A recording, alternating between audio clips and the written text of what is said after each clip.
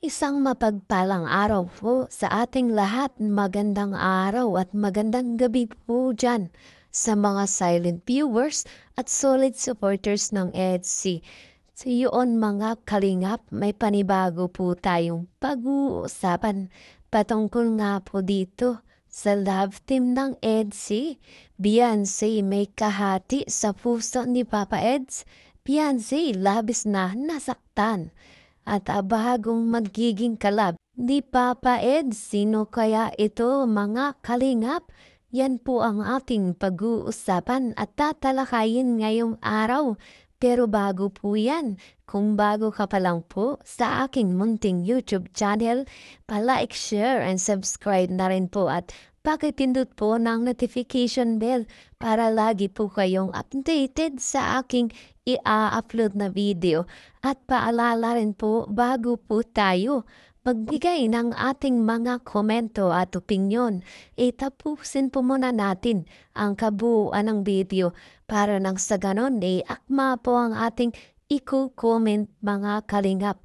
At lagi ko rin nga pong hiling sa inyo, suportahan po natin ang mag-ama na matubang at napakaganda nga po yung ipinapakita nila sa atin. Mga pagbibigay saya at tulong sa ating mga kababayan suportahan po natin at i-marathon mga kalingap nang sa ganun nga po marami pa po silang matulungan. Lalong-lalo na nga po dyan yung mga kapos sa pangangailangan ay malingap nila. At syempre, suportahan din po natin ang kanilang may bahay. Walang iba kundi si Ate Edna Vlogs at Jackie Tapia. Huwag po sana tayong magsasawang sumuporta mga kalingap. Balik po tayo sa ating pag-uusapan ngayong araw mga kalingap. Beyonce may kahati sa puso ni Papa Eds at Beyonce labs na nasaktan. Bagong magiging kalab team ni Papa Eds. Sino kaya ito mga kalingap? Sa iyon mga kalingap, Kalingap Edu nawawala ng oras kay Beyonce dahil sa isang babae. Sino kaya ito mga kalingap? Beyonce nalulungkot at nasasaktan. Yan po mga kalingap. Beyonce natin mga kalingap nasasaktan at sinasabi na nawawalan na ng oras si Papa Ed sa kanya. May ilang nagsasabi dahil umano sa babaeng ito. Isa sa beneficiary ni Papa Eds na ang pangalan ay Early dahil sa pagtulong ni Papa Eds kay Early. At dahil nasira ng bagyo ang bahay ni na Early at agad nga pong pinuntahan ni Papa Eds.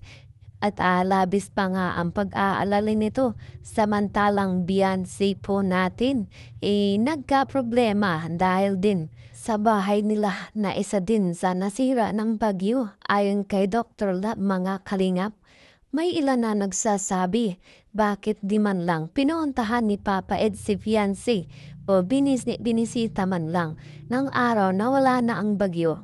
Sinabi pa na wala raw kontak si Beyonce at Papa Eds ng mga araw na yun. At mas inuna pa itong si Early na puntahan kaysa kay Beyonce. Yan ang mga ilang katanungan ng mga viewers at mga manunood mga kalingap. At dahil wala po tayong karapatang husgahan si Papa Eds dahil lamang sa hindi niya pagpunta kila Beyonce.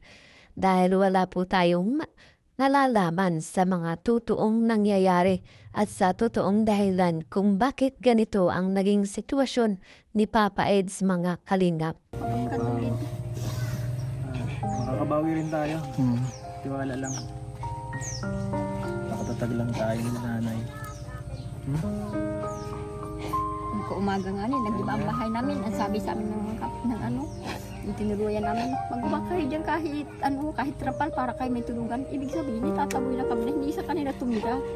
Pero maisip naman kami. Hindi ko na ito nakita ulit kung umiyak. Truly. Palagi pang panatawa kahit magipat ang problema. Ito talaga, sobrang sama na talaga nangyari. Ang hirap na talaga. Ang hirap tanggapin yung mga napit. Yung mga nangyari nito. Parang lahat ng ay problema Grabe to. Grabe.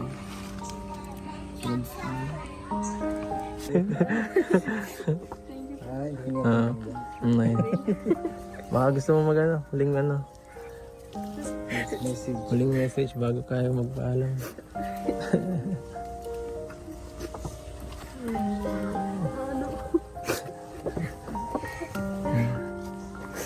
Yun po, nagpapasalamat Manawagan ka. nagpapasalamat pa rin po ako sa patuloy na pagdulong niyo po sa amin. Naawa po kasi ako sa pamilya ko. Wala na po sila matigyan. Nagpapasalamat po ako sa pagmamalasakit niyo po sa amin at pagsuporta po, pagtulong at ninyo po kami kilala. At ninyo po kami nakakausap pero andyan po kayo para magbigay po ng ano po, tulong po sa amin.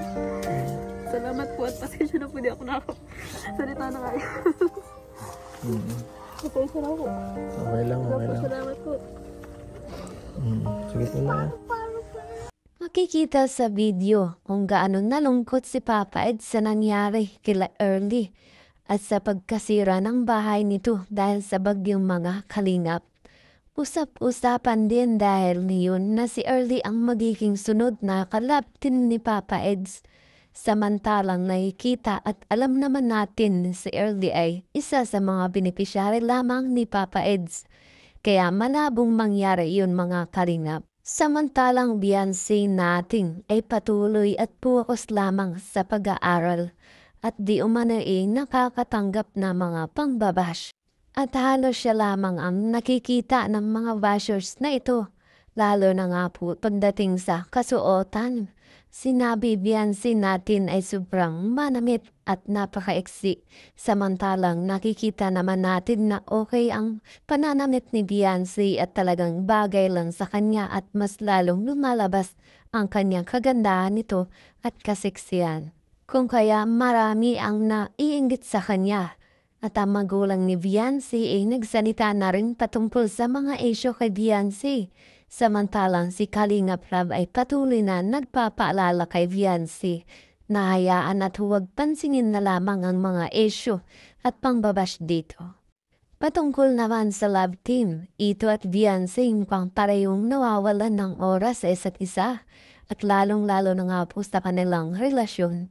Yung mga nagsasabi, si Papa Eds nawawala ng oras dahil kay Early. Ito ang totoo mga kalingap. Kalingap Edu labis ang pag-aalala at pagtulong sapagkat beneficiary niya itong si Early. Kung kaya marapat lamang na mag-alala at magbigay ng tulong dito. Samantalang si Beyonce po ay busy sa kanyang pag-aaral. Kung kaya't mga kalingap pareho silang nawawalan ng time sa isa't isa.